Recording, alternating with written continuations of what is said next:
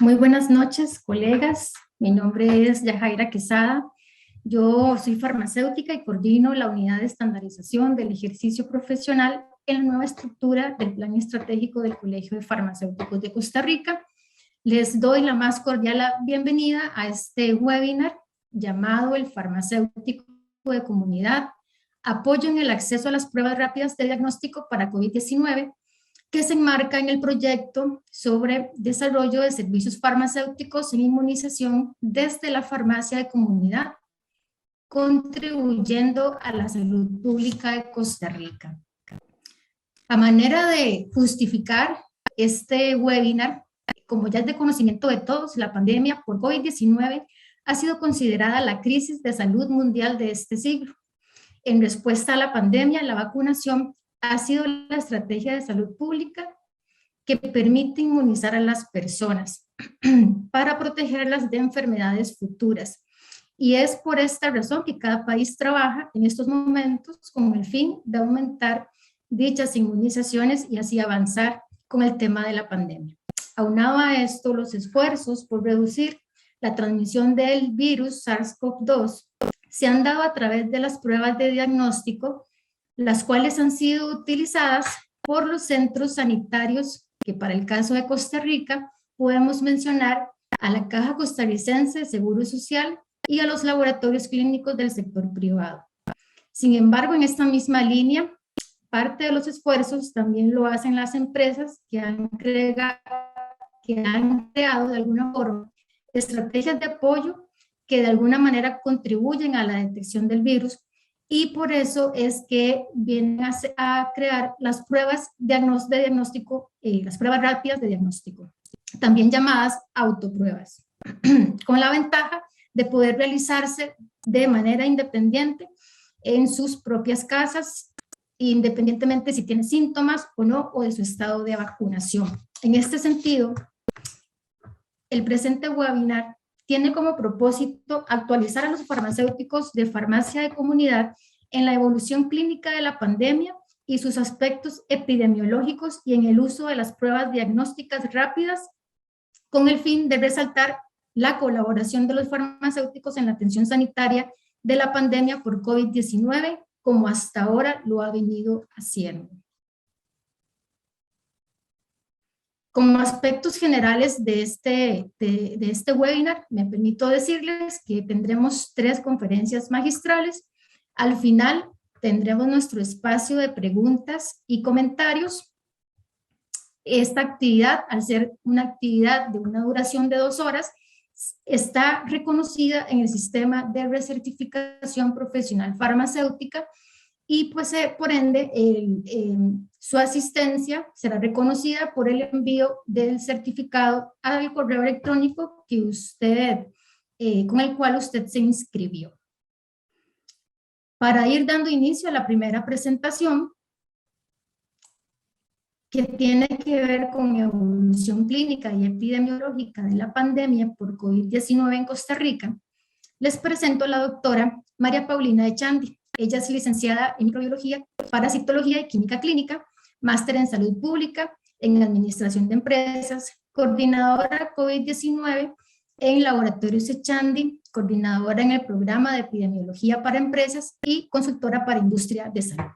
Sin más preámbulo, me permito darle el pase a la doctora Echandi.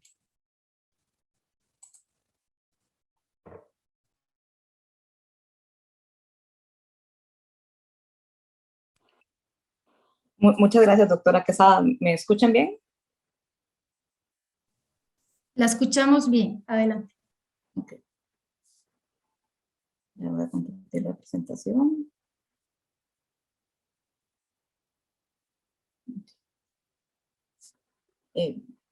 Hoy les voy a hablar sobre la evolución clínica y epidemiológica de la pandemia por COVID-19 en Costa Rica.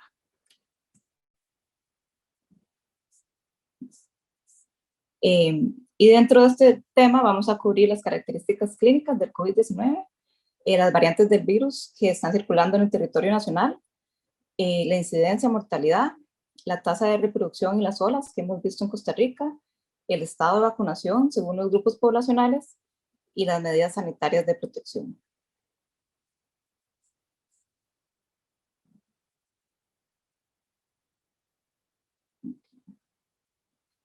Un segundo.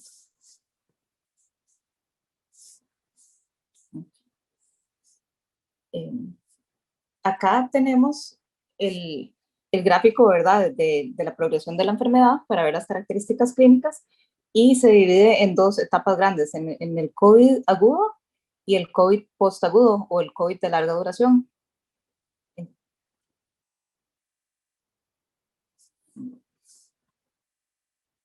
Entonces, primero vamos a hablar un poco sobre el COVID agudo, ¿verdad? El COVID agudo es el que da al inicio de la enfermedad en las primeras 4 semanas.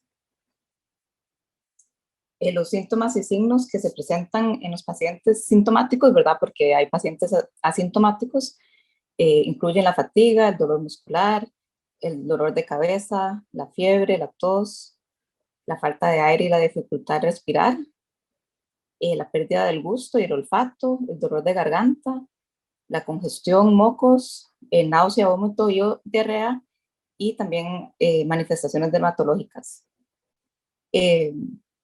Estos síntomas varían según las descritos, pueden variar, ¿verdad?, según la severidad, y no todo el mundo va a presentar todos, y como pueden ver, además, son síntomas que se pueden confundir con un resfrío común o con otras patologías. Usualmente la falta de aire se describe más comúnmente en las personas, ¿verdad?, que tienen un cuadro clínico más severo, en las personas hospitalizadas, mientras que la fatiga, el dolor muscular y el dolor de cabeza son los síntomas más comunes en las personas no hospitalizadas o con un cuadro más leve.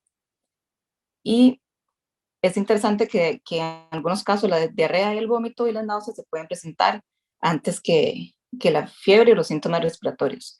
Y también en niños muchas veces hay una presentación de diarrea, vómito y náuseas.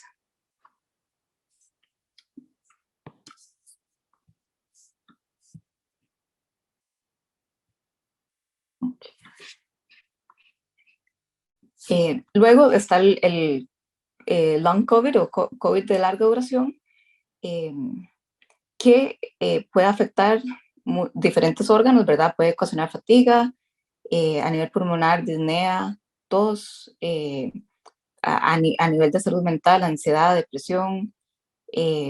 También se han reportado afectaciones a nivel cardiovascular, en los riñones y pérdida de peso.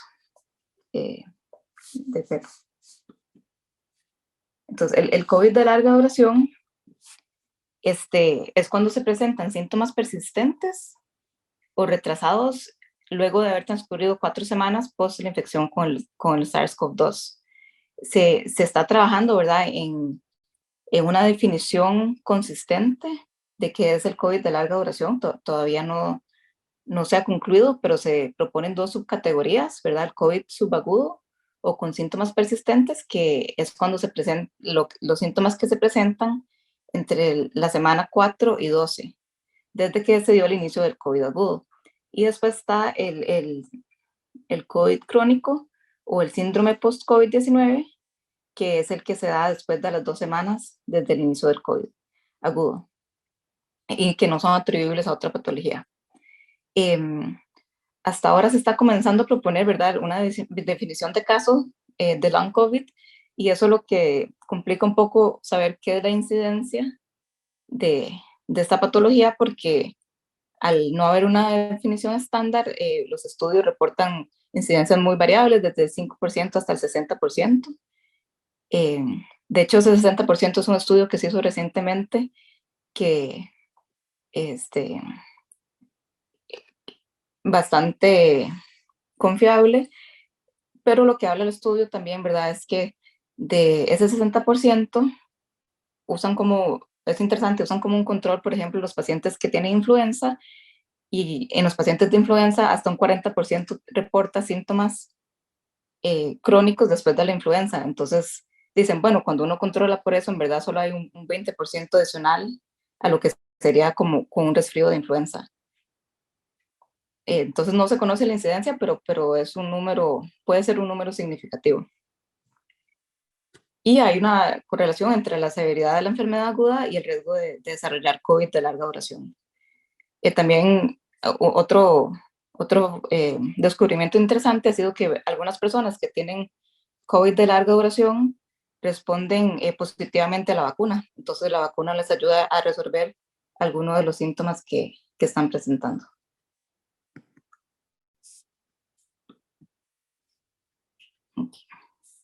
Ahora pasando un poco a las variantes del virus, ¿verdad?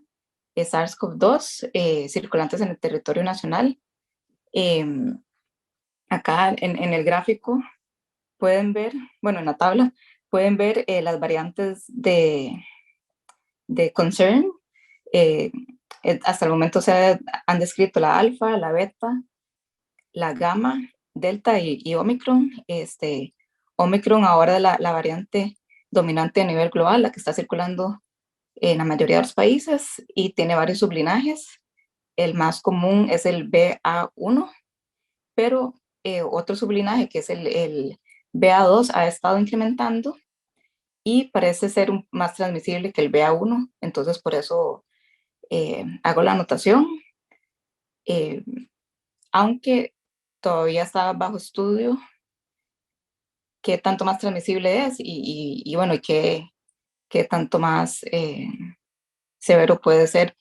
Parece que no es más severo, pero eso todavía está siendo confirmado. Como sabemos, ¿verdad? Los virus cambian constantemente a través de mutaciones y estas mutaciones suelen dar lugar a nuevas variantes. Algunas variantes aparecen y luego desaparecen, mientras que otras, al ser más transmisibles, se vuelven persistentes, como en el caso de Omicron que acabamos de mencionar. En Costa Rica se han identificado varias variantes de concern, entre ellas está la alfa, la beta y la gamma, y más recientemente, ¿verdad? Delta, y de hecho Omicron, que es la variante ahora dominante. No tengo el gráfico, pero el INCIENSA en este momento está reportando que la variante dominante en el país es Omicron. Bueno, y acaba de comentar la doctora Sittenfeld que ya hicieron el primer aislamiento del sublinaje BA2.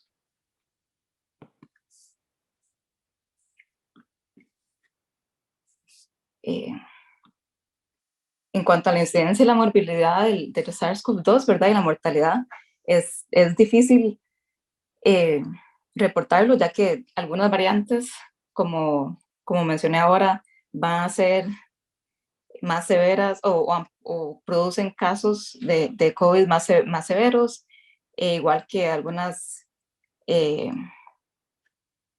variantes, ¿verdad? Son más transmisibles, entonces ese número exacto ha ido cambiando, ¿verdad? Conforme evoluciona la pandemia. En este momento Omicron es la variante que circula a nivel mundial y lo positivo es que causa una enfermedad más leve, pero siempre hay que tomar en cuenta que aunque cause una enfermedad más leve, al ser más transmisible, puede llevar igual a números de hospitalizaciones muy altos. Entonces acá pueden ver la comparación que reporta el CDC, ¿verdad? A donde al haber un número de casos muy altos por Omicron comparado a Delta, entonces también ha habido un mayor número de hospitalizaciones por Omicron que por Delta, a pesar de ser una variante que causa una enfermedad más leve.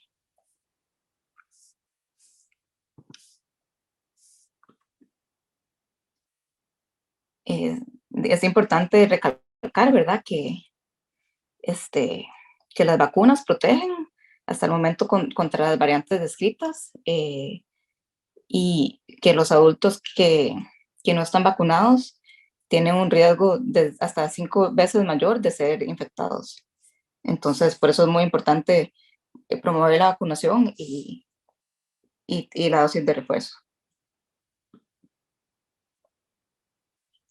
Viendo un poco más la tasa de reproducción del virus en el país, ¿verdad? Se puede ver acá, esto es un gráfico del histórico de la tasa de reproducción y cómo ha fluctuado, ¿verdad?, desde el inicio de la pandemia.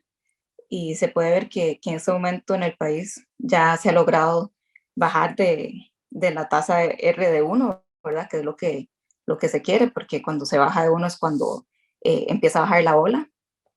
Entonces, el 21 de febrero se reportaba de el 0.9.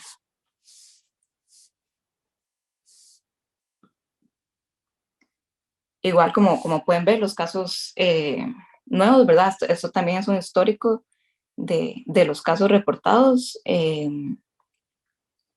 Ya venimos bajando es, la última ola. Hay un retraso conforme se va a observar un retraso, ¿verdad? Estos son los casos, pero en las hospitalizaciones siempre se ve un retraso, ¿verdad? En la disminución y en las muertes.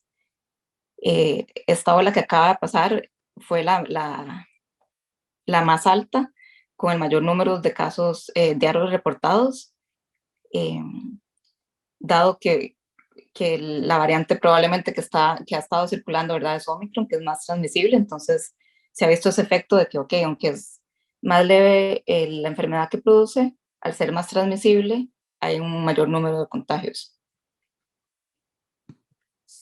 Acá se puede ver las hospitalizaciones de COVID en el país. Y como mencioné, ya estamos llegando al pico de hospitalizaciones en esta ola, pero hay un poco un retraso, ¿verdad? Ya los casos empezaron a bajar, pero las hospitalizaciones al estar 15 días después empiezan a bajar hasta, bueno, se va a empezar a ver la disminución un poco más tarde.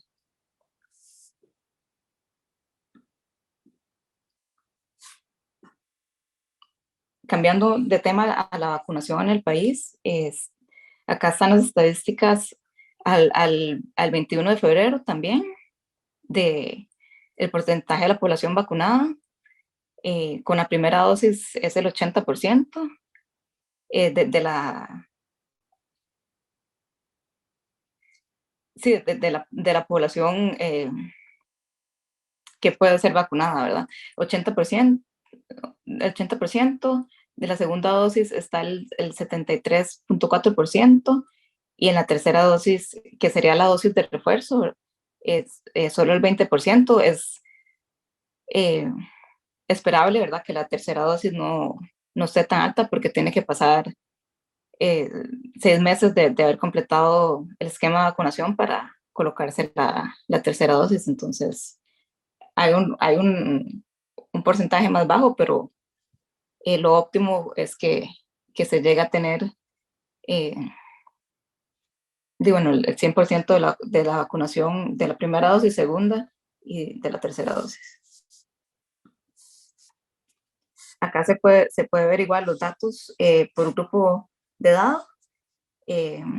Como es de esperarse en los niños menores, el porcentaje vacunado con primera y segunda dosis es menor, porque iniciaron la vacunación más tarde.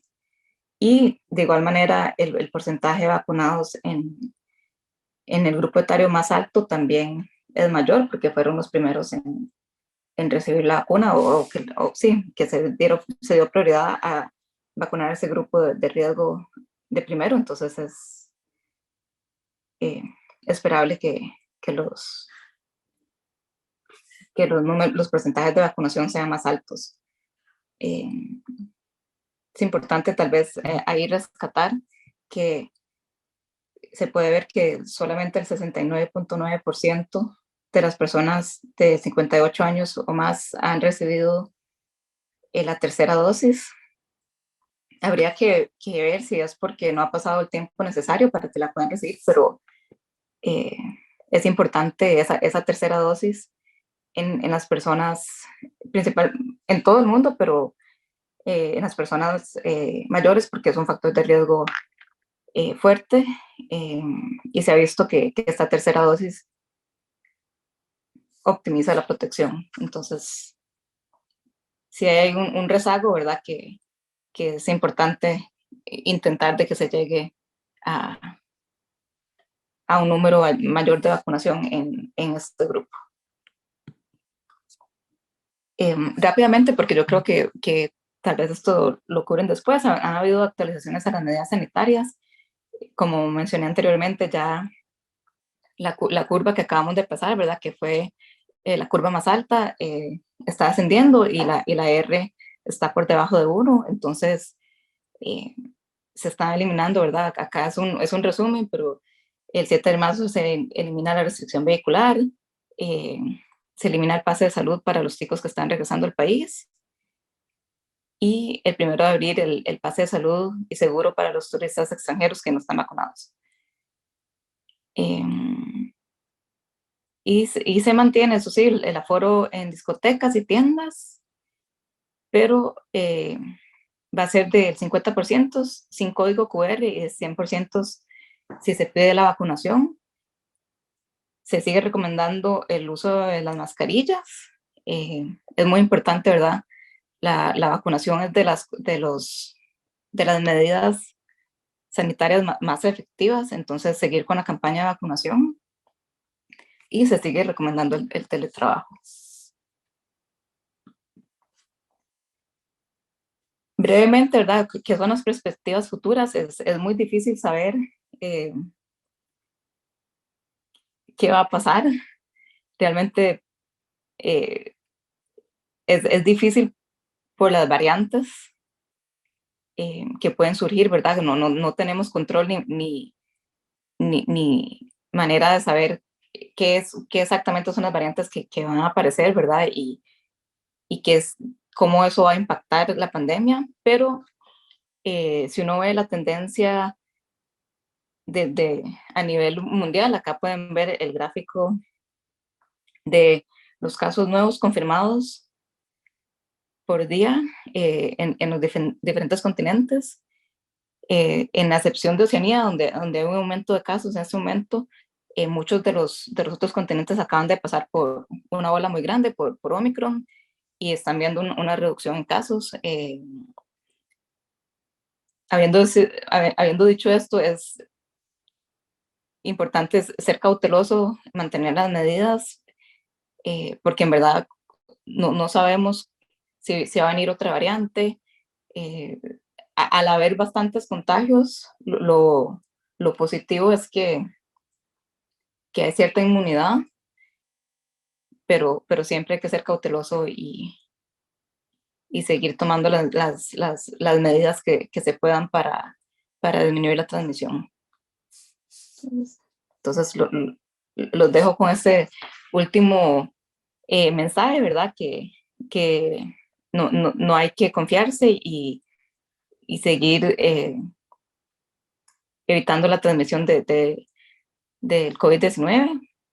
¿Y esto cómo se hace? Bueno, con la vacuna, manteniendo la distancia cuando es posible, utilizando las mascarillas, con el lavado de mano, con las pruebas, para prevenir y contagiar a otros cuando tenemos síntomas o nos sentimos enfermos o estamos en riesgo de desarrollarlo porque estemos en contacto con alguien, y quedándonos en casa si estamos enfermos.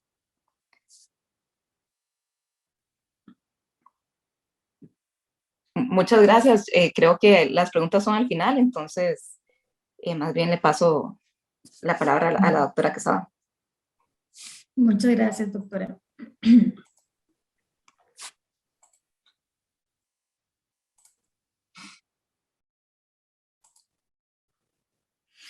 Bueno, vamos a continuar con la segunda presentación. Esta tiene que ver con generalidades y características de las pruebas diagnósticas rápidas con la doctora Anna Sittenfeld.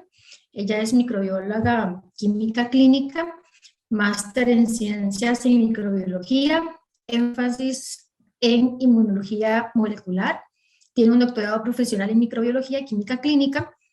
Es asesora científica del Laboratorio Sichandi, profesora catedrática pensionada de la Universidad de Costa Rica. Fue profesora e investigadora de la Facultad de Microbiología en el Instituto de Investigaciones en Salud y en el Centro de Investigación en Biología Celular y Molecular de la UCR, directora de Bioprospección del Instituto Nacional de Biodiversidad, directora de la Oficina de Asuntos Internacionales y Cooperación Externa de la UCR. Ha servido en varios comités nacionales e internacionales y es miembro activo del Comité Público y Privado Científico Académico y del Consumidor en Políticas Alimentarias de la Universidad de Harvard. Bienvenida, doctora, y le doy el pase a usted. Muchas gracias. ¿Están viendo mi pantalla? No. Ahorita no. No, ok, vamos a ver.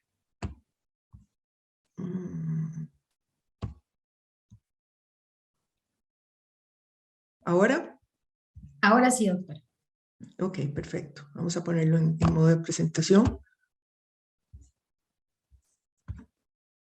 Bueno, muchas gracias por la invitación a compartir con ustedes pues, un poco de la dinámica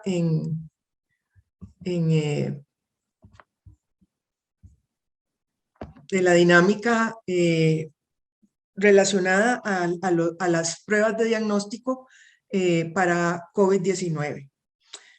Vamos a distinguir dos tipos de pruebas para el diagnóstico: las pruebas moleculares y las pruebas de detección de antígeno, que es básicamente detección de proteínas. Vamos a ver las diversas pruebas que hay a nivel molecular y a nivel de la detección de proteínas, y vamos a analizarlas una a una, a ver las diferencias y las ventajas o desventajas que ofrecen. Voy a dedicar más tiempo precisamente a la detección de proteínas, de antígeno, de antígeno principalmente. Anticuerpos no es el tema de hoy. El anticuerpo no es diagnóstico, nos ayuda a seguir la enfermedad, pero no es de tipo diagnóstico. Entonces voy a darles una idea de para qué sirven, ¿verdad? La PCR y el antígeno pues nos dicen si una persona está infectada o no con el virus, y el anticuerpo nos dice si una persona tuvo el virus en algún momento. Ustedes saben que los anticuerpos van bajando y desapareciendo y vamos perdiendo la capacidad de poder detectarlos, pero una persona que le ha dado la enfermedad o ha estado o se ha vacunado, pues podemos analizar cuántos anticuerpos tiene, porque los podemos cuantificar.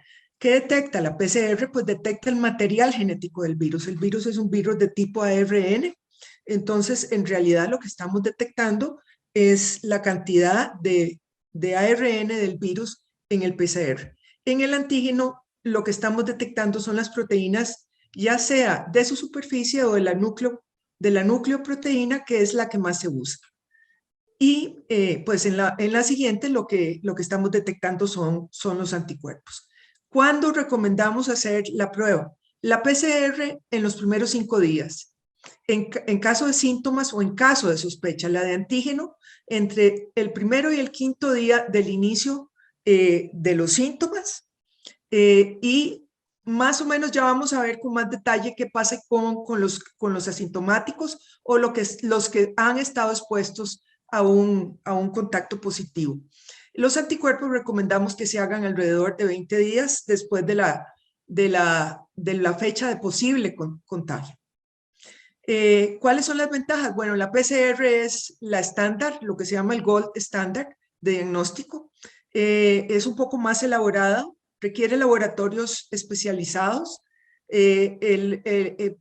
Su duración es un poco más larga. Tenemos PCR rápidas que se pueden hacer en 30, 40 minutos, pero no son tan rápidas como las de antígeno, que ustedes saben que está en una duración entre 15 y 20 minutos, más o menos. Depende de la casa que lo esté fabricando. Las desventajas, bueno, ya mencionamos, algunas pueden durar, en algún momento se estuvo durando varios días en la entrega, pero hoy los laboratorios estamos entregando resultados el mismo día prácticamente. El antígeno es más barato, pero tiene más probabilidades de que su sensibilidad sea menor. Vamos a ver después qué significa sensibilidad y con más detalle. en la prueba de anticuerpos, pues no sirve para diagnosticar si la persona realmente tiene el virus o no. Simplemente estuvo expuesto o no estuvo expuesto o estuvo expuesto a la vacuna. Vamos a ver qué está pasando entonces. Voy a hablar principalmente de la variante Omicron porque es prácticamente la que está en el 95% de los casos en este momento, con sus dos sublinajes, como dijo la doctora Echandi. Vamos a tener, si este es el día de la exposición, vamos a tener más o menos un espacio de 5 días hasta la aparición de los síntomas. Más o menos, porque en Omicron se acorta muchísimo y podemos tener variaciones entre el momento del contacto y el momento de los síntomas. Fíjense que la persona con COVID tiene más, por Omicron, tiene más posibilidades de contactar a otros 1 o 2 días antes del inicio de los síntomas. Es decir, 1 o 2 días antes, aquí estamos iniciando los síntomas, ¿verdad? Este pedazo estamos asintomáticos 1 o 2 días antes y de ahí es donde podemos contagiar a los demás. O alternativamente, si es un caso asintomático y a pesar de que tenga una gran cantidad de virus, no evidencia síntomas. Y 2, es decir, es más contagioso 1 o 2 días antes y 2 a 3 días después. Prácticamente después del 7º, 8º día, y el CDC está adoptando el día 5 como el corte en el cual esa persona ya tiene una capacidad de infectar mucho más baja por una reducción en la cantidad de virus. Y prácticamente al día 10, pues la cantidad de virus es muy poca como para poder infectar. Aquellas personas que estuvieron expuestas pueden considerar esta gráfica para poder dar contestarle la pregunta de cuándo me tengo, si estuve expuesta, cuándo me tengo que hacer la prueba. En realidad la prueba debe hacerse más o menos a los 5 días, que es cuando estamos en esta curva entre el después de síntomas, entre el 3º y el 5º, pero dentro de esos 5 días es muy probable que si está asintomático y está infectado, pues que nos dé positivo. El aislamiento debe durar 7 días a partir del inicio de síntomas y en caso de asintomáticos a partir de una prueba negativa. Es decir, tenemos una serie de pruebas positivas y una prueba negativa de antígeno, pues nos dice que ya la persona puede salir porque no es contagiosa en ese momento. Veamos a ver las diferencias que hay entre las diferentes pruebas con respecto al tiempo. En gris tenemos la prueba de PCR, ¿verdad? Y en rojo la prueba de antígenos. Vean que en la prueba de PCR levanta antes, o sea, es más sensible, levanta antes que la prueba de antígeno que está en rojo y puede permanecer por más tiempo positivo, inclusive por semanas. Aún, es decir, la persona deja de ser contagiosa, pero sigue produciendo pedacitos de ARN que podemos verlos en la prueba de PCR. Entonces, en el caso del antígeno, vean que difícilmente lo detecta un día antes, como si lo puede estar detectando 2 o 3 días antes el PCR, y luego cae muy rápidamente y a partir de prácticamente 7 días, una semana, ya se vuelve negativa la prueba de antígeno. Los anticuerpos empiezan a levantar alrededor del 5º día y tienen un máximo alrededor de la 2ª y 3ª semana. Es interesante que normalmente en las infecciones el anticuerpo IgM se produce antes y el anticuerpo IgG se produce después. En el COVID prácticamente se producen los dos al mismo tiempo. Vamos a hablar entonces de sensibilidad y especificidad. Una prueba tiene alta sensibilidad si puede identificar a todos los que son positivos, o sea, la capacidad de detectar a los verdaderos positivos. Una baja sensibilidad produce falsos negativos, o sea, dejo una cantidad de gente que estaba positiva y no la veo. Y una alta sensibilidad pues me detecta todos los infectados posibles. La especificidad se refiere a la capacidad de poder detectar al individuo que no está infectado, al individuo que es realmente un verdadero negativo, no está infectado. Una baja especificidad produce falsos positivos. Una alta especificidad identifica todos los no infectados. Y esto es importante porque la prueba de PCR tiene una mayor sensibilidad y especificidad que la prueba de antígeno. En realidad casi todas las pruebas moleculares la tienen. Y hay diferencias principalmente en la sensibilidad. La sensibilidad en la prueba de antígeno es menor que la del PCR y la especificidad es muy semejante. Eso quiere decir que vamos a ver una cantidad mayor de falsos negativos en la prueba de antígeno. Es decir, no es capaz de detectar a los positivos como lo detecta el PCR, pero la especificidad quiere decir que vamos a ver, es bastante buena, quiere decir que vamos a ver pocos falsos positivos. Siempre van a estar, las pruebas no son 100% garantizadas, ni siquiera la de PCR, y tenemos diferentes variaciones. Esa variación tiene que ver también con el límite de detección. El límite de detección de las pruebas moleculares, los tipo PCRs, pueden detectar niveles muy bajos de virus y por un tiempo bastante más largo, mientras que las pruebas de antígeno necesitan mayor cantidad viral para poder ver o no, o detectar o no el virus. También hay mucha relación entre en qué momento de la infección estoy haciendo la prueba. Si la estoy haciendo muy al inicio, probablemente tenga poca sensibilidad, y si la estoy haciendo muy al final, puede ser que también pierda la posibilidad. Con Omicron, la velocidad de evolución de las pruebas día a día puede cambiar. Y esta es otra de las posibilidades que tenemos en la variación de las pruebas. Las pruebas de antígeno son pruebas inmunológicas de flujo lateral. Eso quiere decir que hay moléculas que se van arrastrando en un flujo de líquidos de un lugar donde ponemos la prueba, que está aquí a mano izquierda, hacia la derecha, que es donde está un material absorbente que va jalando del líquido a no líquido los diferentes componentes, y esto hace que el flujo sea en una dirección. Vamos a ver un poco más al detalle en qué consiste esta prueba de flujo lateral.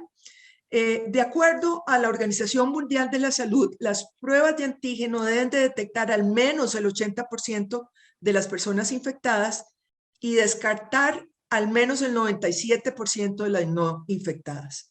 Esto es la teoría, porque sabemos que con las variaciones que hemos tenido en los tiempos y lo que les estaba explicando antes sobre las diferentes ventanas que tenemos para detectar, en realidad esto no es tan cierto. De acuerdo a los análisis de Cochrane, que es una organización que revisa las diferentes publicaciones y toma los valores y los acomoda de manera, es decir, es una revisión de pares muy, muy, muy intensa. Y lo que sale de Cochrane, pues prácticamente que es lo que son estudios reales, ¿verdad? De lo que está pasando en el campo. Entonces, las pruebas de antígeno en personas sintomáticas tienen una sensibilidad del 72%, es decir, estamos dejando por fuera el 28% de los que de los que tienen la enfermedad, pero no los podemos detectar. Por otro lado, las pruebas de antígeno en personas asintomáticas, vean cómo baja ¿Por qué? Porque en las personas asintomáticas puede haber una variación en la producción de virus y al no tener síntomas también pues no hay salida del material de la misma manera en cómo se produce en las personas sintomáticas. Entonces, en asintomáticas, pues vamos a tener prácticamente un 42% de falsos negativos, es decir, personas que están infectadas pero no las vemos. En el caso de las pruebas moleculares, en este caso las rápidas, pero igual sería para el PCR, andan alrededor del 90-97%, pero con un promedio alrededor del 95-96%. Hay una posibilidad de que tengamos un falso positivo, casi un 5% en las pruebas moleculares. La especificidad, según estos estudios, es más o menos similar en los tres tipos, ya sea en las personas sintomáticas o asintomáticas. Vean que es bastante buena, es decir, en realidad los falsos positivos en todas las pruebas son pocos, pero en algunos casos pueden ser importantes. Hay un aspecto que quisiera hacerles notar, que en el caso de Omicron, en personas vacunadas, la sensibilidad baja un poco más. Es decir, si la habíamos ubicado alrededor del 72-60%, en las personas vacunadas que se infectan, ¿cómo se llama? La sensibilidad puede estar alrededor del 50%.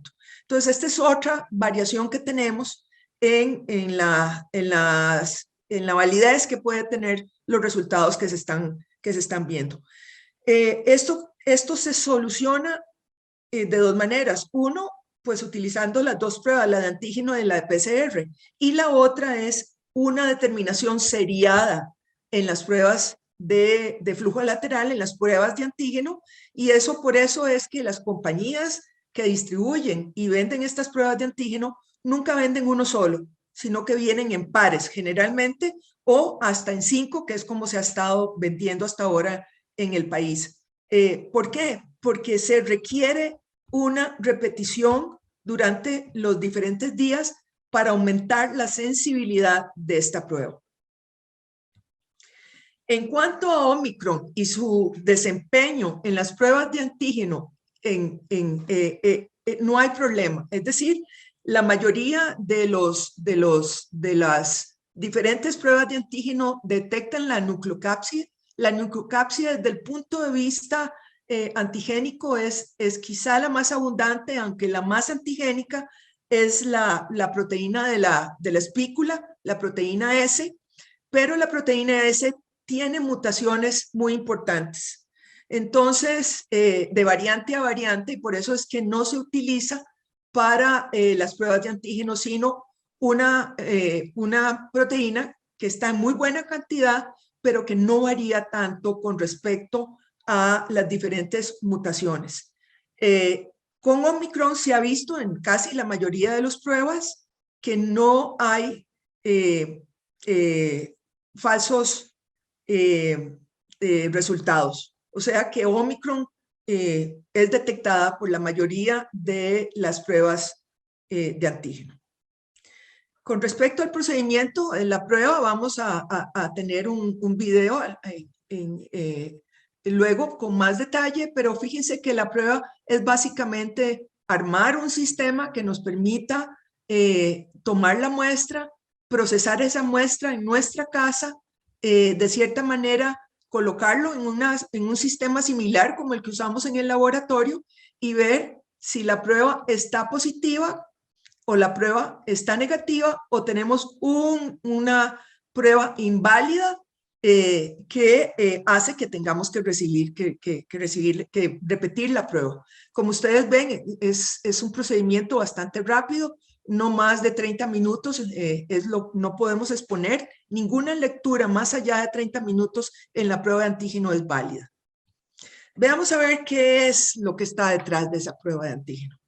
Entonces vamos a tener en esas cassettes, ¿verdad? Donde se ubica, donde vamos a colocar las gotitas que obtenemos de una muestra nasal, vamos a colocarlas en un material absorbente que neutraliza y filtra la muestra que tiene la proteína N del SARS, ¿verdad? Del SARS-CoV-2, del virus.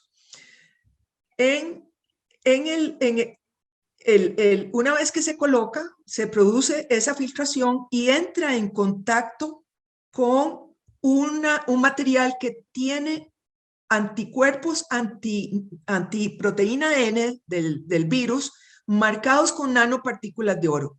Estas partículas de oro, donde se agregan, dan un color rojo y ha sido uno de los principales avances en las pruebas de flujo lateral, porque en realidad suena muy caro, pero las nanopartículas son tan pequeñas que no significa más o menos usar más o menos oro.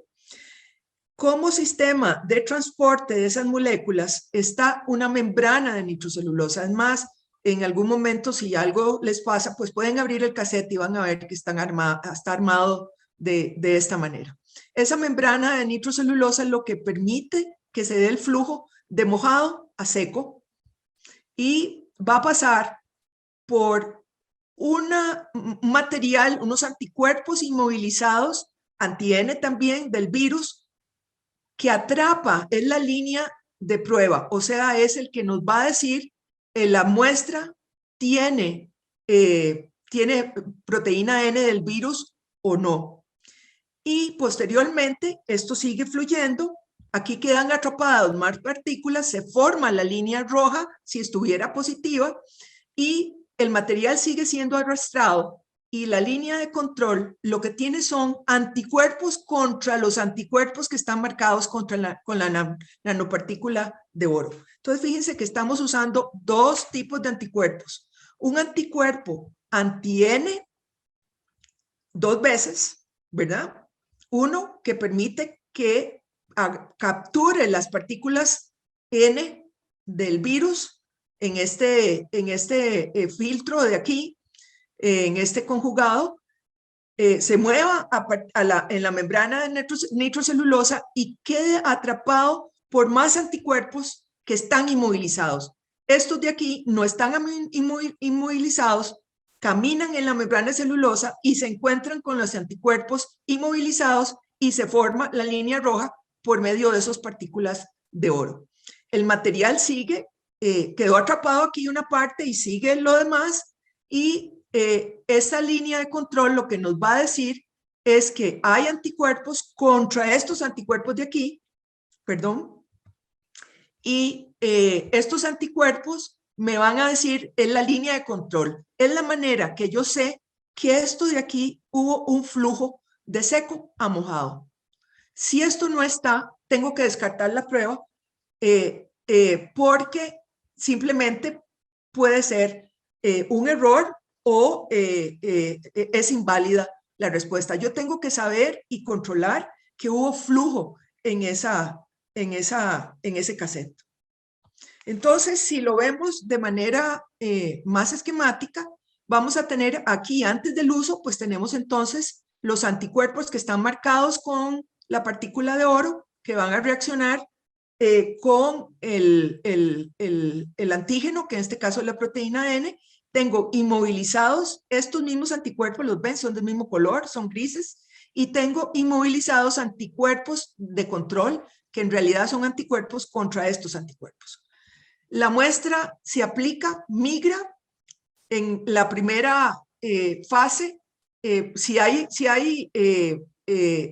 antígeno, se queda fijado con los anticuerpos que están aquí y el resultado sigue migrando y aquí se unen los anticuerpos contra los segundos anticuerpos, apañan a estos conjugados y se forma la segunda línea.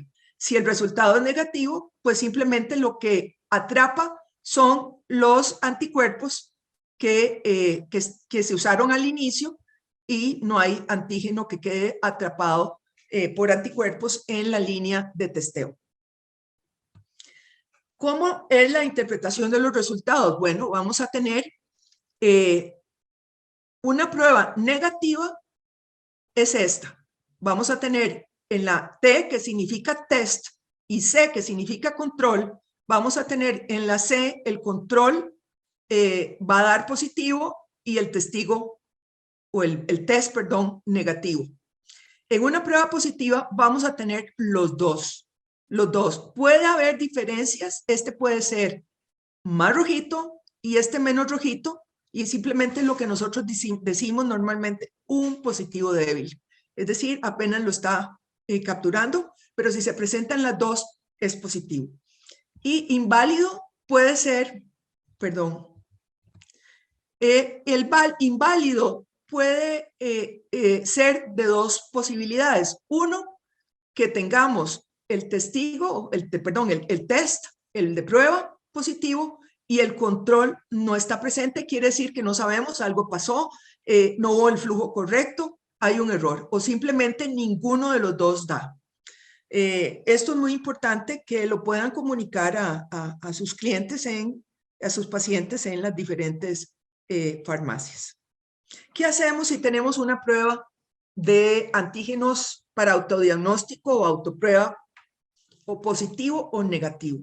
Si tenemos positivo, inmediatamente autoaislarse, es decir, nos tenemos que aislar de acuerdo a la legislación nuestra, 7 días, de acuerdo al CDC, 5 días, y por supuesto, debemos de confirmar por cuáles son los canales establecidos en nuestro caso. Este es el caso de España.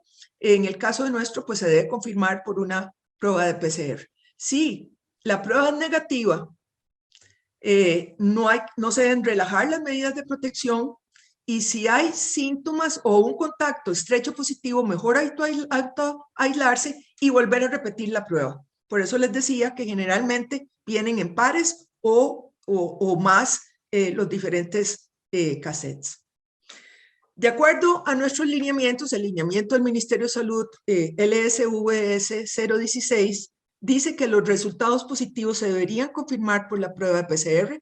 Los resultados no negativos no aseguran que una persona no esté infectada y recuerden que se basa mucho en la sensibilidad que tiene la prueba de antígeno, que no es tan buena como en la de PCR.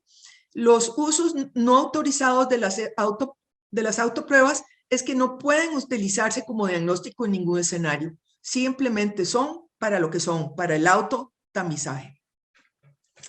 Las otras pruebas, yo creo que vimos ya suficiente de las pruebas de flujo lateral, pero quiero darles una visión rápida de las otras pruebas moleculares. Entonces, para poder establecer pruebas de diferente tipo y que sean de utilidad, en realidad es muy importante conocer la estructura del virus y dónde están las diferentes proteínas para saber cuáles son más antigénicas. El ARN es lo que vamos a utilizar en las diferentes pruebas moleculares que tenemos por la PCR. Podemos hacer secuenciación también si queremos. La LAMP o amplificación isotérmica. Podemos hacer hibridación o podemos utilizar esta técnica que es muy complicada, que es la de Sherlock-CRISPR, pero es muy sensible. Es un poco más cara que el PCR y por eso no se usa tanto. Las pruebas de antígeno, como les decía, pueden usar la proteína de la espícula o la proteína de la nucleocápside. En la mayoría se usa la proteína de la nucleocápside. ¿Qué es esta de aquí? Que es la que cubre el ácido nucleico. No se usa la de aquí, que sería la de espícula. Entonces, vamos a empezar por la PCR. La PCR realmente es una reacción de polimerasa en cadena. Eso quiere decir que empiezo como primer paso, necesito abrir la cadena de las dos cadenas. En este caso, el virus viene con una sola cadena. Entonces, lo que hacemos, no necesitamos abrir, sino que simplemente aquí lo que hacemos es pasar el ARN a ADN. ¿Por qué? Porque el ARN es mucho menos estable y es bastante difícil trabajar con ARN y preferimos trabajar con ADN. Entonces, por medio de una transferasa inversa o una retrotransferasa, pasamos de ARN a ADN y empezamos a duplicar esas cadenas, a duplicarlas en diferentes ciclos, el ciclo 1, ¿y cómo lo hacemos? Con un termociclador. Por eso es que los equipos donde se hace el PCR se llaman termocicladores, porque me van a levantar la temperatura, bajar la temperatura, levantar la temperatura, bajar la temperatura, y en cada una de esas hay una enzima que precisamente para su secuencia o no la para con respecto a las secuencias que hemos anotado del virus y que se incorporan en las diferentes pruebas de ADN. En realidad, entre 25 y 40 ciclos es lo que se considera como una prueba negativa. Ya vamos a ver qué significa eso. Entonces, estamos hablando de un laboratorio un poco más complejo, los laboratorios de biología molecular. Tenemos una primera fase en donde, aunque no necesariamente, pero es lo que más se usa, se purifica el ácido nucleico, en este caso el ARN. Una vez que está purificado, pasa entonces a otra fase, que es la fase, después de haber tomado la muestra, se extrae el ARN y ese ARN se pasa a ADN y ese ADN se incluye en el termociclador y hay un programa bioinformático que hace el conteo de las moléculas que estamos viendo. Es muy interesante porque dentro de las diferentes secuencias, estas son las cadenas del virus, estos son los diferentes virus, es decir, es una molécula de ARN que tiene una distancia de más o menos 30.000 nucleótidos y hay diferentes porciones que codifican por diferentes genes de donde se sacan secuencias para que se peguen a las secuencias posibles que hay en la muestra que tenemos que analizar.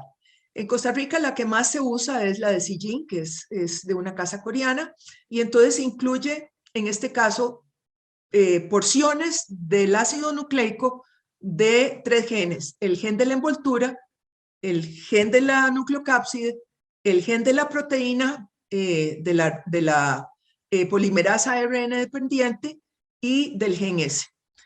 Todo esto son regiones muy conservadas, es decir, que vamos a tratar de que no estén dentro de las regiones que muten, porque si no tendríamos que estar cambiando de sistema de prueba cada vez que aparece una variante. Entonces, de esta manera, fíjense que todo este conocimiento fue tremendamente valioso para poder sacar estas pruebas con una rapidez enorme. Una vez que se tuvo la secuencia del virus, pues ya se armó y los modelos tridimensionales, que son estos que están aquí, nos permiten ver cuáles son las regiones más variables, dónde se une el virus con las diferentes partes de la célula, con su receptor, etc. Entonces, para la prueba PCR, entonces tomamos la muestra. En nuestro caso, la muestra puede ser nasofaringia o orofaringia, de acuerdo a los lineamientos del Ministerio de Salud. En el caso de la autotoma, para la prueba de antígeno es diferente, es una prueba nasal. Vamos a ver que eso tiene alguna implicación, porque son sitios diferentes donde con Omicron hemos visto variaciones. La muestra se toma, se extrae el ARN, se hace la transcripción reversa y ustedes han visto que normalmente dice RT-qPCR. Eso quiere decir Real Time Quantitative PCR. Eso es PCR en tiempo real. Y una vez, pues entonces vamos a ver las diferentes curvas, una curva positiva o una curva negativa. ¿Qué quiere decir esto? Ustedes me imagino que han oído, es que tiene un CT muy bajo y por lo tanto tiene muchos virus. ¿Qué quiere decir el CT? Bueno, yo someto el ARN viral, lo paso a ADN e inicio el primer ciclo, el segundo ciclo, y ahí voy amplificando y amplificando. El número de ciclos que tengo que llevar para que me dé una señal el sistema, o sea, que haya una fase exponencial de, en este caso, la fluorescencia, lo que se mide, son fluorómetros, va a darme entonces SCT. SCT es el número de ciclos que necesito para llegar a esta fase. Entre menos ciclos quiere decir que hay más material de virus, entre más ciclos quiere decir que necesito más ciclos, más tiempo para poder verlo. Pero llega un punto en donde se corta, porque vean que aquí a los 40 ciclos ya la señal no tiene ningún sentido.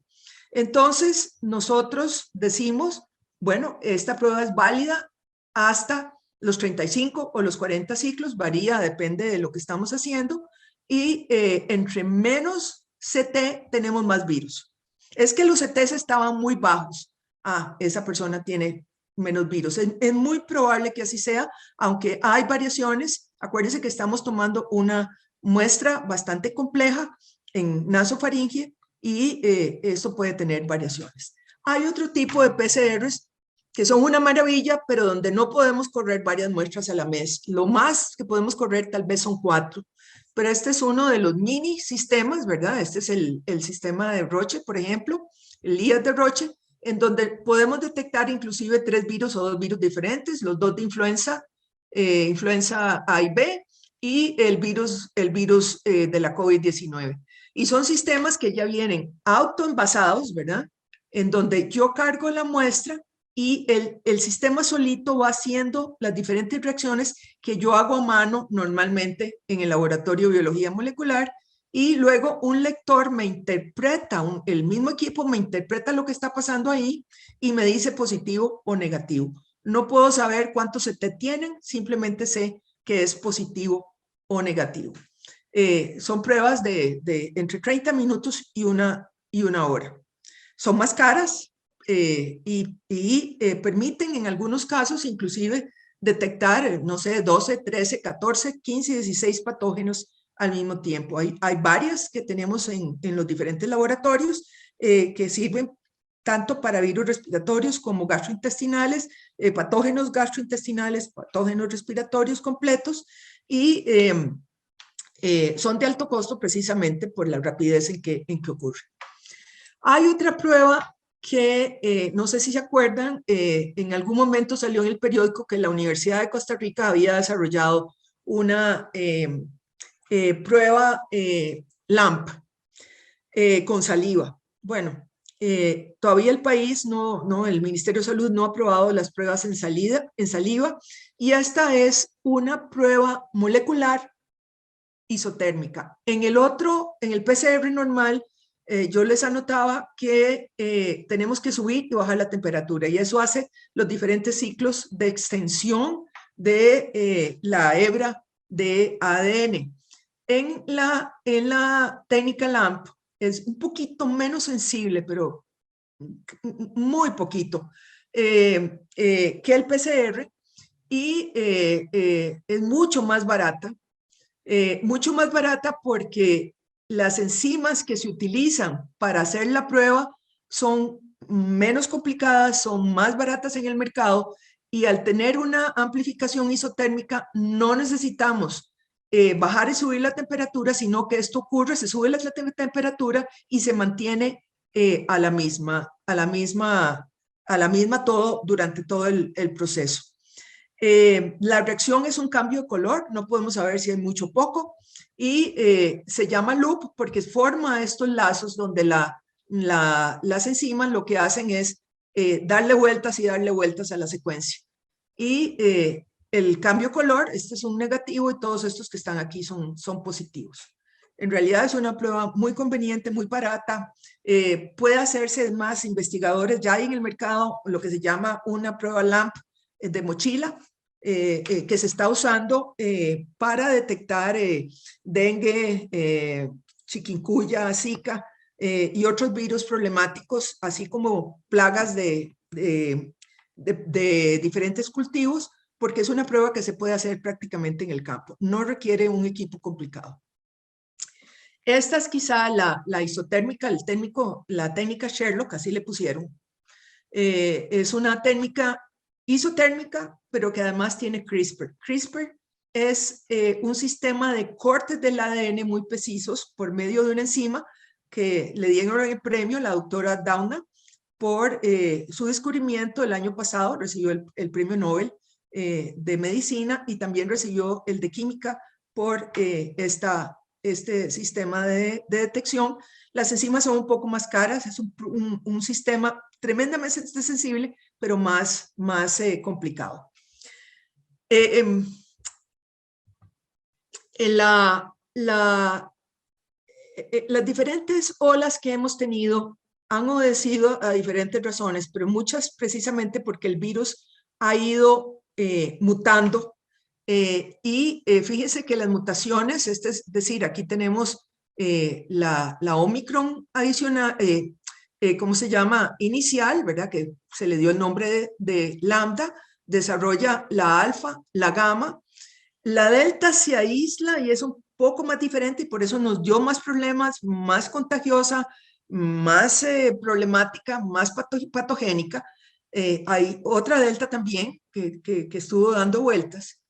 Y Omicron, estas son las diferentes mutaciones que van dándose en cada uno de estos grupos. Y Omicron, la que más se ha visto es la BA1, como dijo la doctora Echandi, y la BA2 fue la principal en Dinamarca, y lo traigo a colación por la razón de que la BA2 tiene más tropismo por las células nasales, mientras que la BA1 tiene más tropismo por las células en la cavidad oral y orofaringea. De ahí que empezamos a ver diferencias en los sistemas de detección que nos han confundido un poco, pero que ya estamos entendiendo más qué es lo que pasa. A pesar de que tiene 50 aminoácidos diferentes,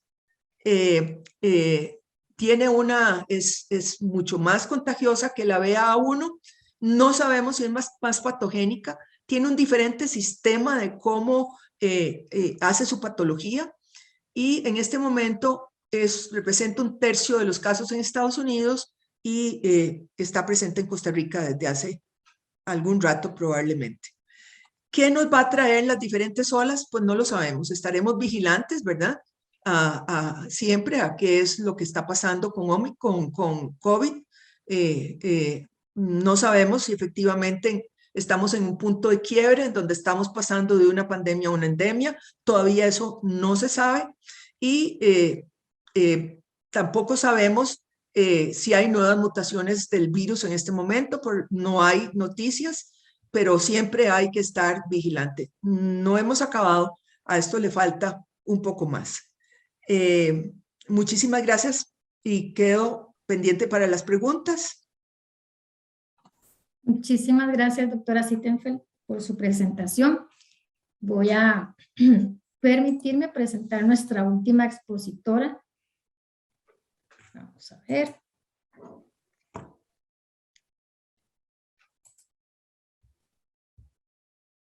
Muy bien, esta charla hace relación con la regulación de las pruebas rápidas en el sector privado y el apoyo del farmacéutico de comunidad en el acceso a estas pruebas. La doctora Vivian Pereira es licenciada en farmacia, máster en administración de empresas, experta en asuntos regulatorios y aseguramiento de calidad de medicamentos, presidenta de la Asociación Costarricense de Registradores Sanitarios, ex vicepresidenta del Colegio de Farmacéuticos de Costa Rica, miembro de la Comisión de Calidad del Ministerio de Salud y miembro de la Comisión de Enlace Salud, Industria y Comercio del Ministerio de Salud. Entonces, le doy el pase a la doctora Vivian. Adelante, doctora. Muchas gracias, doctora. Vamos a compartir un momentito nada más.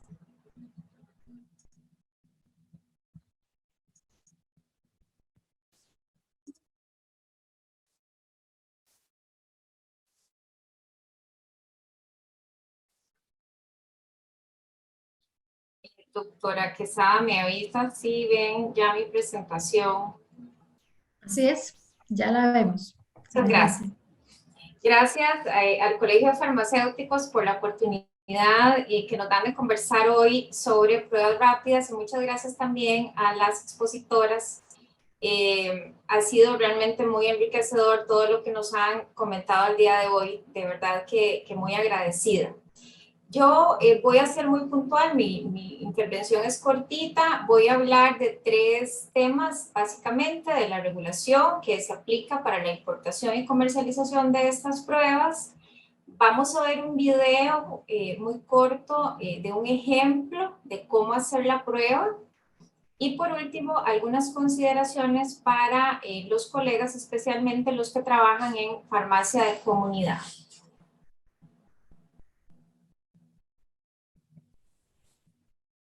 Muy bien, la regulación que aplica para el registro de este tipo de productos es en tiempos normales, vamos a hablarlo así, digamos sin pandemia, es el reglamento para el registro, clasificación, importación y control de equipo y material biomédico. Estos productos de interés sanitario se clasifican así, como equipo y material biomédico.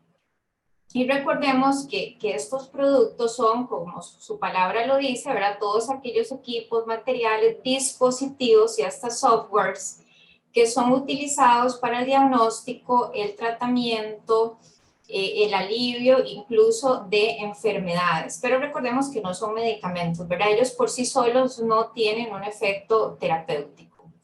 Este reglamento clasifica el equipo y material biomédico en 4 grandes grupos, y esto lo hace con base a una clasificación de riesgo. Entonces va de la clase 1, que son aquellos MB, nosotros les decimos así, MB, que prácticamente son poco invasivos, no tienen contacto con el cuerpo casi. Por ejemplo, ahí tenemos cepillos de dientes, pañales, máquinas para hacer ejercicios, hasta la clase 4, que ya ahí sí son equipos y materiales que permanecen en el cuerpo, por ejemplo, las prótesis y otro tipo de productos, y están en la clase 3 estas pruebas. Básicamente están ahí, ¿por qué? Porque un resultado erróneo podría poner en riesgo la vida de un paciente. Ya vimos que la parte de la sensibilidad y la especificidad es muy importante, y entonces cuando registramos este tipo de productos tenemos que demostrar eso por medio de estudios que se hacen en seres humanos. En tiempos normales, este tipo de registro de MB clase 3 dura aproximadamente, ¿qué les puedo decir?, de 4 a 6 meses yéndonos, digamos, bien. En tiempos de pandemia, para este tipo de productos y para otros, como por ejemplo las vacunas y los medicamentos para COVID-19, han tenido procesos de registro un poco más rápidos, y en este caso específicamente el Ministerio de Salud emitió este lineamiento, el 016, para el uso de autopruebas de tamizaje para COVID-19, en el que va a permitir el ingreso y la comercialización de manera temporal de estas autopruebas por un periodo de 6 meses a partir de la publicación de este lineamiento. Básicamente, lo que hace el Ministerio de Salud es hacer un procedimiento abreviado para que podamos importar y comercializar estas pruebas en un menor tiempo. En la columna izquierda ustedes pueden ver los requisitos en tiempos normales aplicando el decreto que necesitamos presentar para registrar este tipo de producto. Con el lineamiento esto se reduce considerablemente. Básicamente presentamos una solicitud, una certificación de autorización de uso de la prueba, especificaciones técnicas médicas, y el importador tiene que tener su permiso sanitario de funcionamiento al día. Vamos a hacer énfasis en el certificado de autorización de uso de la prueba en el país. La Organización Mundial de la Salud y la OPS han recomendado desde hace algún tiempo que las autoridades de salud utilizan mecanismos de reliance o de confianza en los procesos de revisión y aprobación que hacen autoridades, que hace la misma OPS o bien autoridades regulatorias estrictas. Recordemos que la OPS también acredita a autoridades reguladoras sanitarias. En nuestro caso es el Ministerio de Salud. Les van por procesos de auditoría y las acredita desde la 1 a la 4 y después hay un gran salto a las autoridades estrictas. Entonces, en este caso se adoptó un procedimiento de este tipo, lo cual nos llenó de satisfacción y ojalá que esto se siga aplicando, porque entonces el Ministerio de Salud dice, bueno, si ya OPS o la misma OMS ya revisó esta prueba, ya la autorizó, o bien lo hizo ya una autoridad estricta, entonces vamos a confiar en esta revisión por estos 6 meses y vamos a autorizar la importación y la comercialización de la prueba. ¿Qué pasa después de estos 6 meses? Bueno, volvemos a la columna de la izquierda, en la que entonces tenemos que presentar para el registro de estas pruebas todos estos requisitos. Y bueno, ¿cuál es la ventaja en este caso? En este caso es que el registro, la autorización de uso de la prueba es otorgada más o menos en una semana. Eso es lo que dura el Ministerio de Salud. De igual forma, ellos definen en el lineamiento cuáles son las autoridades estrictas que van a aplicar para efectos de estas autorizaciones de uso, e incluso ponen los websites donde se verifica, y verificamos nosotros y también verifica el Ministerio de Salud si realmente la prueba está autorizada o no. En este caso es la Autoridad de Salud de Estados Unidos, de Canadá, de Australia, de Japón y de Singapur. Aquí es importante aclarar que en un principio el lineamiento no fue muy claro y pensábamos que las pruebas tenían que ser fabricadas en estos países, pero no, realmente lo que ocupamos es que hayan sido aprobadas por estas autoridades. Entonces, ustedes pueden encontrar en el mercado una prueba hecha, por ejemplo, en Corea, en China, en Alemania, y eso no hay ningún problema porque siempre el Ministerio de Salud va a verificar que cuente con la aprobación de una autoridad estricta o también de la OMS. ¿Verdad? La OMS tiene su propio sistema de autorizaciones y también tiene un link por ahí. Entonces, pasamos de 4 a 6 meses de un registro normal a más o menos una semana gracias a este lineamiento y a esta autorización de uso. Una vez que uno presenta ya todos los requisitos, entonces obtiene ese permiso y ya puede importar y comercializar la prueba en Costa Rica. Vamos a ver ahora seguidamente un pequeño video de cómo se hace la prueba.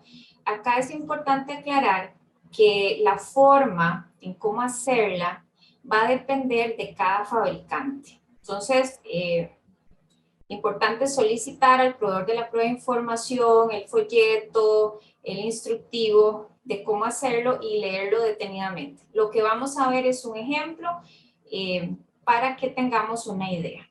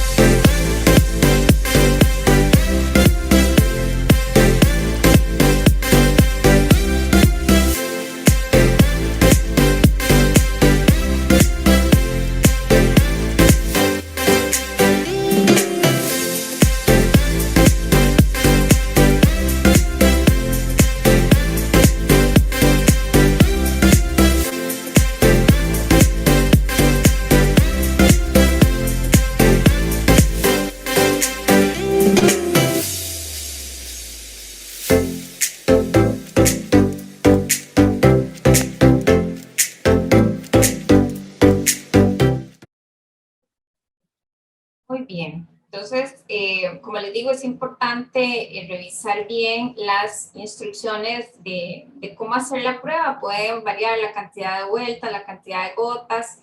Entonces, sí es importante que conozcamos bien esa información para poder orientar a los pacientes adecuadamente. Como lo comentó la doctora anteriormente, tenemos 3 escenarios posibles con el resultado de esta prueba, que puede ser positivo, negativo o inválido.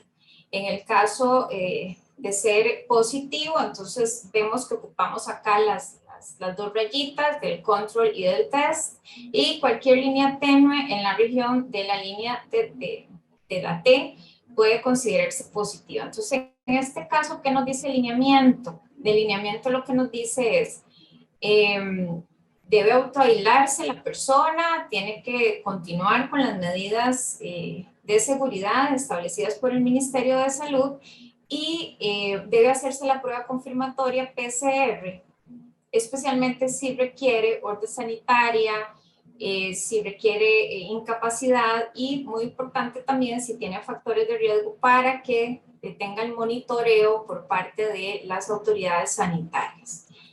El caso negativo, como ya lo vimos, solamente va a aparecer una rayita acá en el control y en la parte del test pues no vamos a ver nada. Esto significa pues que no se detectó ningún antígeno del virus. Sin embargo, si la persona tiene síntomas compatibles con la enfermedad y ha estado en contacto con alguien que tiene COVID, pues es muy probable que tenga la enfermedad. Entonces, la recomendación ahí para salir de la duda es hágase la prueba PCR. Si esto no es así, la recomendación del fabricante de la prueba que tenemos en este momento es, bueno, repita la prueba dentro de 24 a 48 horas de haberse realizado la primera. Y el tercer escenario es cuando es inválido, ¿verdad? Que no nos sale acá la rayita en el control, nos sale solo una, no nos sale o ninguna, o nos sale una en el test. Entonces, en este caso, probablemente la prueba no se hizo de la mejor manera, entonces hay que repetirla.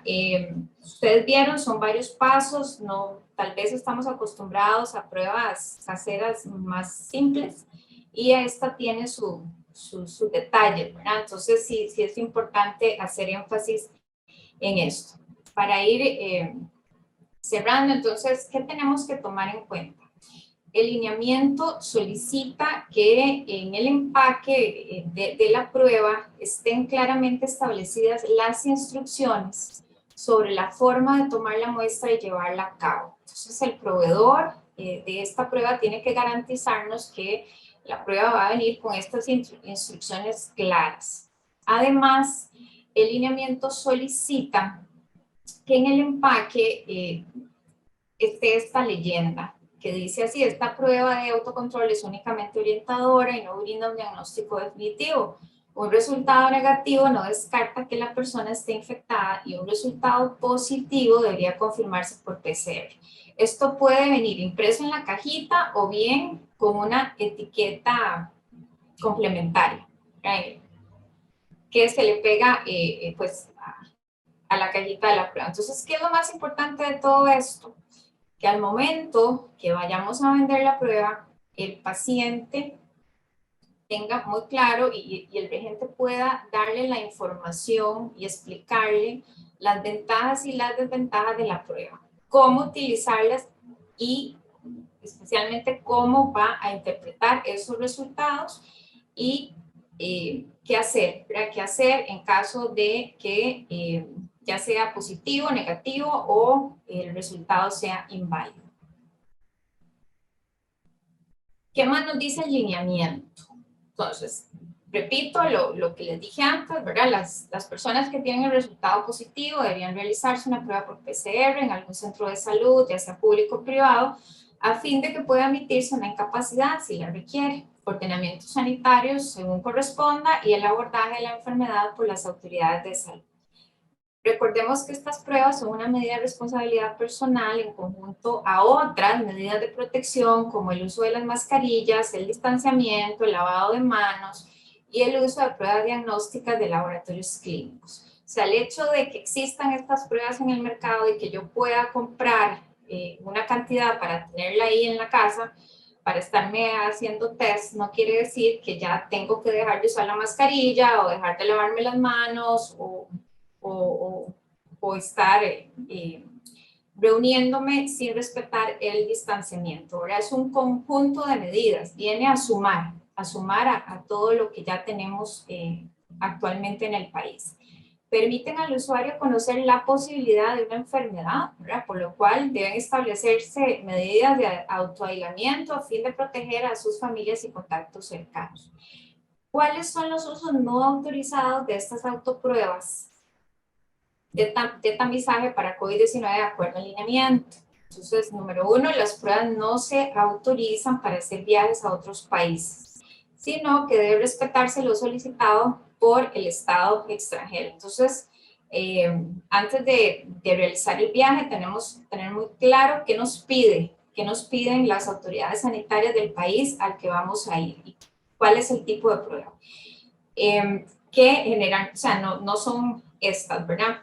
Las pruebas no se pueden utilizar como prueba en centros de trabajo y otros para ausentarse. O sea, si ocupamos una incapacidad, entonces vamos a requerir la PCR y que nos llegue la orden sanitaria y demás, ¿verdad? Para que también nos den seguimiento las autoridades de salud, especialmente pacientes con factores de riesgo. Y las pruebas, pues estas pruebas no tienen validez legal ni diagnóstica, por lo que no pueden ser utilizadas como requisito de ningún tipo. Con esto finalizo mi presentación. Cualquier duda, estamos para servirles, ya sea en este momento o después. Muchísimas gracias por la atención. Este evento ha sido patrocinado por CEFA y Laboratorios Echanda en colaboración con el Colegio de Farmacéuticos. Muchísimas gracias.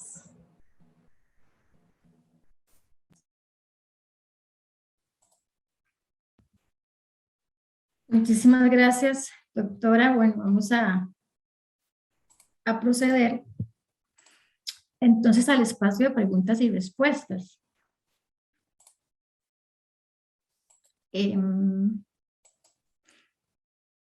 Les invitamos entonces, el espacio de preguntas y comentarios está abierto en este momento. Yo veo por acá que hay una mano levantada de Paola Vargas. Si es así, con gusto yo puedo permitirle hablar y hacer su pregunta o comentario. Si no, pues puede utilizar también el chat. En este momento puede hablar la doctora Paola Vargas, que veo que tiene la mano levantada.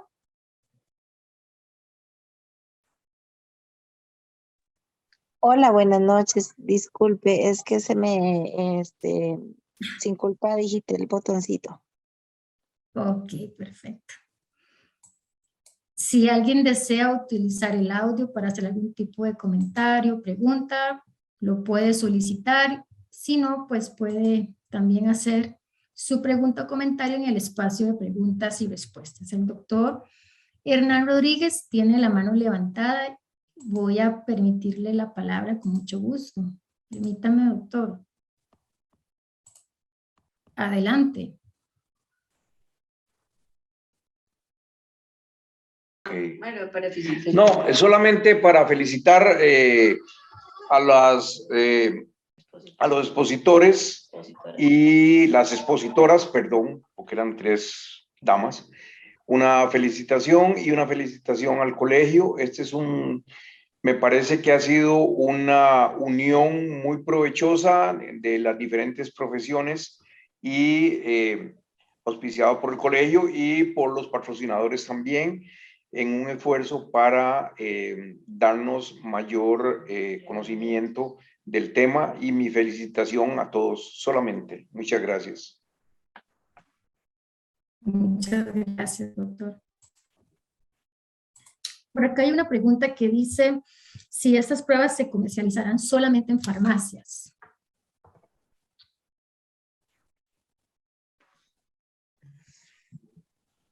Sí, bueno, tal vez comentar que el lineamiento no es específico para farmacias, indica que pueden ser comercializadas en establecimientos que cuenten con permiso sanitario de funcionamiento. Entonces, no lo cierra a farmacias. Perfecto. Por acá hay otra pregunta que dice sobre la efectividad de estas pruebas. ¿Cuál sería la efectividad que tienen las pruebas rápidas de COVID?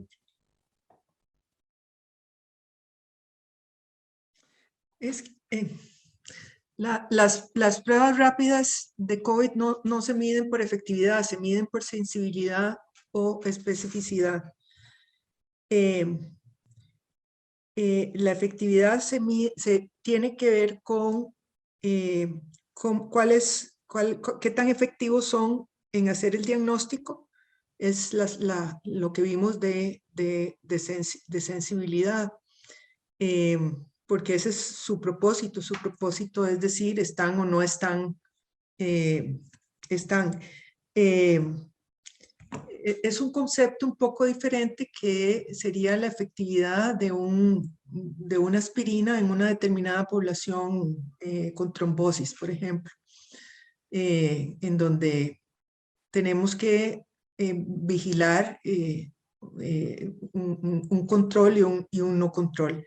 Aquí lo que tenemos es cuál es el porcentaje de verdaderos positivos que estamos detectando como positivos y cuál es el porcentaje de verdaderos negativos que estamos detectando como negativos. Y aplica más el concepto de sensibilidad y especificidad. En general, es decir, uno puede decir que las pruebas van a tener también una diferencia. Fíjense que en el estudio de Cochrane que yo les mencioné, hay una diferencia entre si la persona es sintomática o asintomática. Y eso cuando se mide en la población en general, entonces, ¿cómo lo vemos? Lo vemos con diferencias de porcentaje de sensibilidad en la población completa. Si estamos en un pico de una ola y hay muchos enfermos o muchos infectados, entonces, y principalmente si son sintomáticos, entonces es muy posible que nos suba la sensibilidad, porque hay más virus en la muestra. Si estamos en una etapa baja de casos, es decir, estamos como vamos a llegar ahora en unos 15 días, entonces ahí vamos a tener una menor sensibilidad porque vamos a tener menor circulación del virus, menor número de casos sintomáticos, se amplía el número de casos asintomáticos o negativos y entonces nos baja el porcentaje de sensibilidad. No sé si le quedó claro. Perfecto, doctora. Cualquier cosa, por favor, realicen sus preguntas, comentarios a través del espacio de preguntas y respuestas o a través del chat, o si desea también solicitar el audio, con mucho gusto se lo podemos habilitar. Tenemos otra pregunta que dice así: buenas noches, ¿cuál es el tiempo de vencimiento en la prueba rápida de COVID impresa en el empaque? Quiera que no tengo el dato exacto, voy a tratar de buscarlo y si no se lo hago llegar por medio tuyo. Claro que sí. Sí, creo que es alrededor de 2 años, pero no estoy segura, entonces mejor verifico el dato y voy a tratar de hacerlo ahorita y si no, entonces con la doctora que está, se lo hacemos llegar. Sí, es alrededor de año y medio, 2 años, normalmente, una prueba de antígeno. Guardado en buenas condiciones, porque si la prueba se humedece, hasta ahí llegó la vida media, se altera totalmente.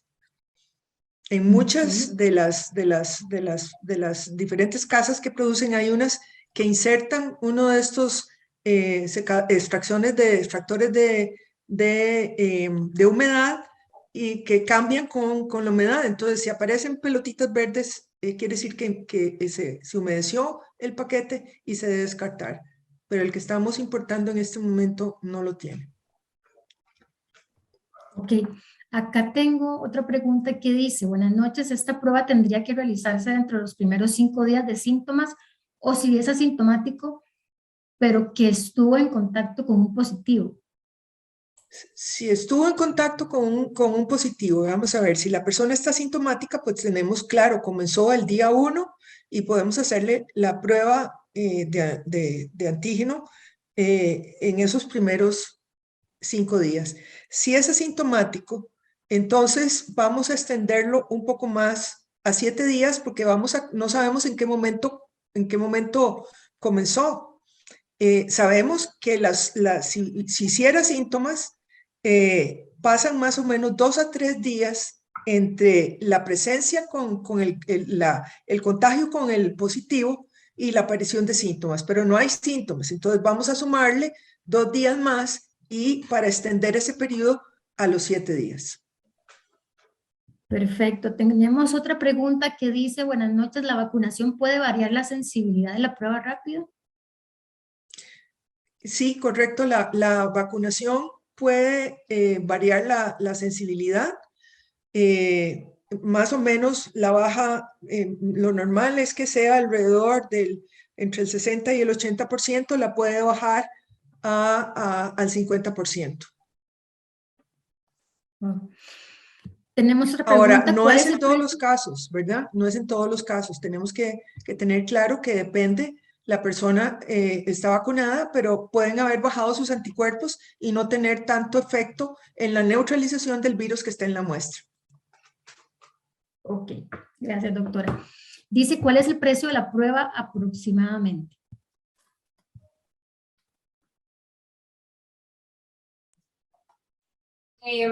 Aprovecho para darles el dato. La prueba que estamos comercializando ahorita tiene 2 años de vida útil. Exactos. ¿Ok?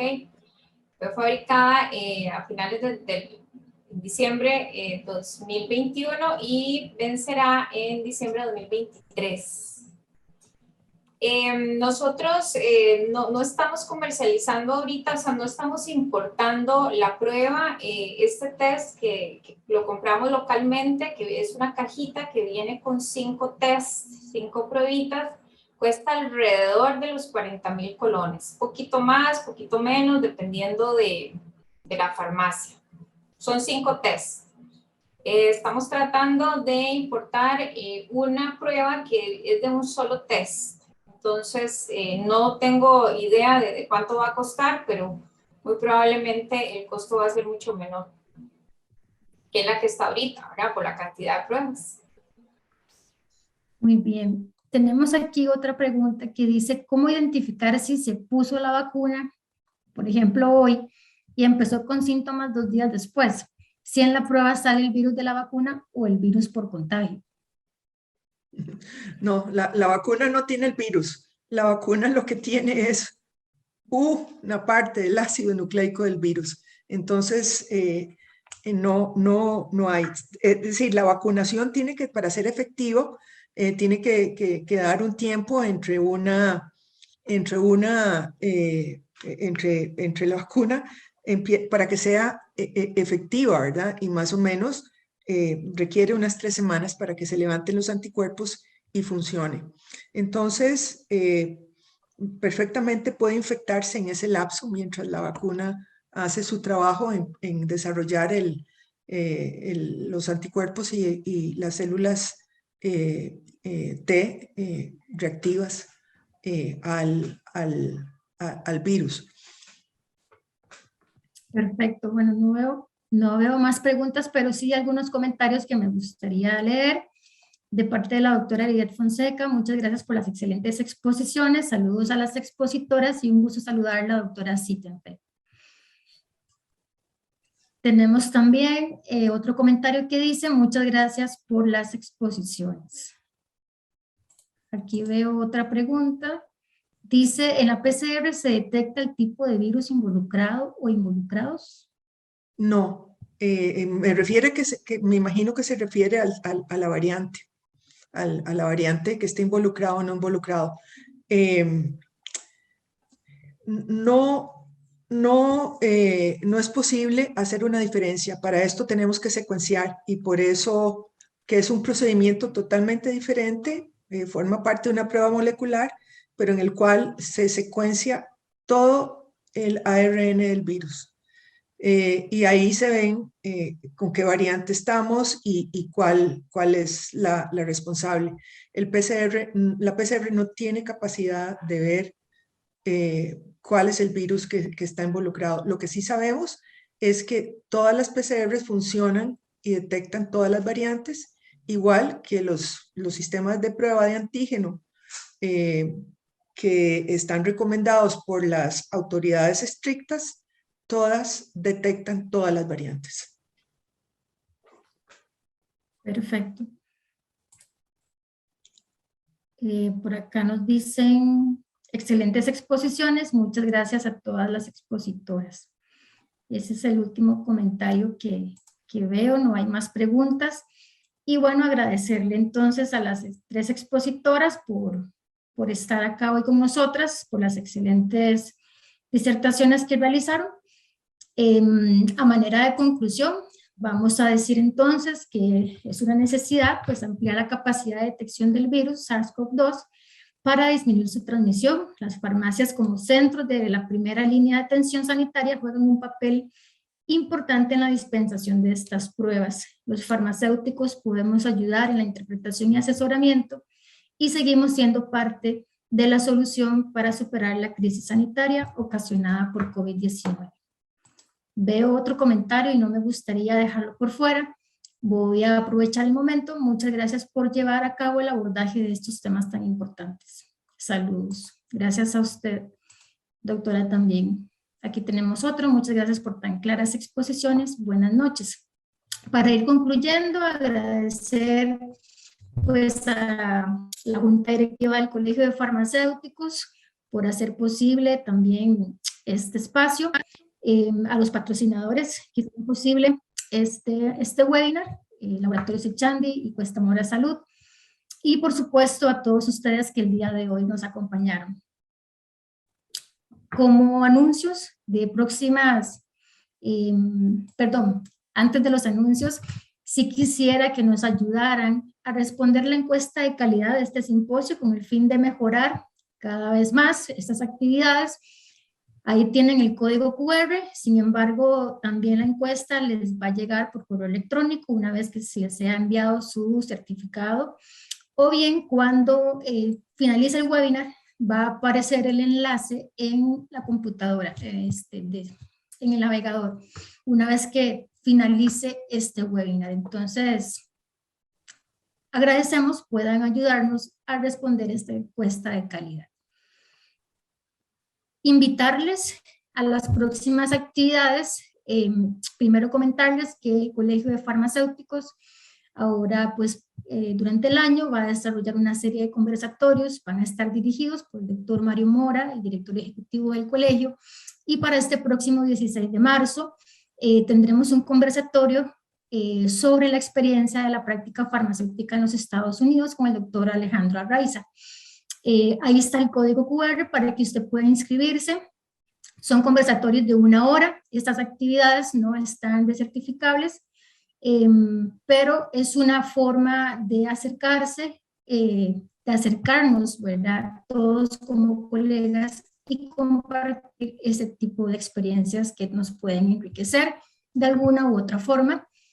Y invitarles a la próxima actividad educativa, que será el 23 de marzo. Esta actividad es en el marco del convenio Colfar, Punto Seguro, con todo el tema que tiene que ver con el desecho inadecuado de medicamentos. Entonces, les invitamos también a participar de este próximo webinar, el 23 de marzo, de 7 a 9, una actividad recertificable, y ahí tienen el código QR para que puedan realizar su inscripción. Sin más preámbulo, entonces, les agradezco nuevamente por estar aquí acompañándonos. Espero que la actividad haya sido de gran provecho para todos. Agradecerles una vez más a las expositoras y que tengan una bonita noche.